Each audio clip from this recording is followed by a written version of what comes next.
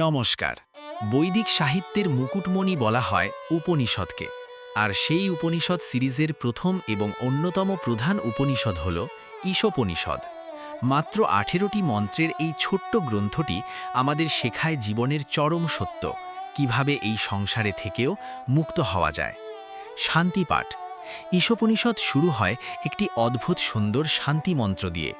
ওম পূর্ণমাদা পূর্ণমিদম পূর্ণাৎ পূর্ণমুদচ্ছতে পূর্ণস্য পূর্ণমাদায় পূর্ণমেবশিষ্যতে।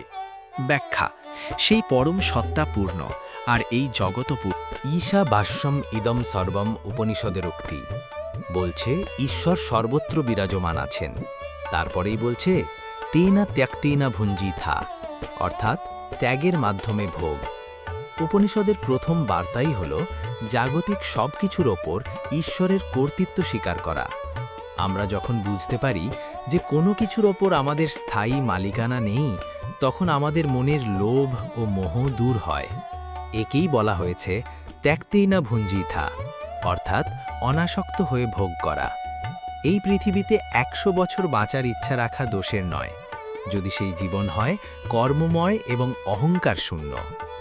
পরমাত্মার স্বরূপ। এখানে আত্মার বর্ণনা দেওয়া হয়েছে।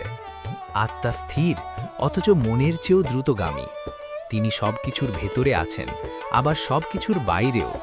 যিনি সব ভূতের মধ্যে নিজেকে এবং নিজের মধ্যে সব ভূতকে বা প্রাণীকে দেখেন, তিনি আর কাউকে ঘৃণা করতে পারেন না। এখানেই লুকিয়ে আছে বিশ্বজনীন ভালোবাসার বীজ। বিদ্যা এবং অবিদ্যা। ঈশোপনিষদ একটি ভারসাম্যপূর্ণ জীবনের কথা বলে। উপনিষদ বলছে শুধু জাগতিক জ্ঞানে মত্ত থাকলে মানুষ অন্ধকারে পড়ে, আবার জগৎকে অস্বীকার করে কেবল ধ্যানে মগ্ন থাকলেও সত্য লাভ হয় না। আমাদের বিদ্যা এবং অবিদ্যা উভয়কেই জানতে হবে। সংসারের দায়িত্ব পালন করতে করতে ঈশ্বরের সন্ধান করাই হল শ্রেষ্ঠ পথ।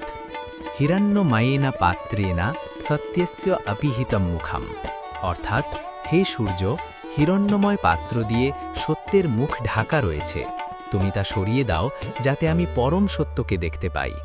মৃত্যুর মুহূর্তে মানুষ প্রার্থনা করে যেন তার প্রাণবায়ু অবিনশ্বর আত্মায় মিশে যায় এবং তার আজীবনের সৎকর্মগুলো স্মরণ করা হয়। উপসংহার: ঈশোপনিষদ আমাদের পালিয়ে যাওয়া শেখায় না, বরং জাগতিক কর্মের মাঝেই আধ্যাত্মিকতাকে খুঁজে নিতে শেখায়।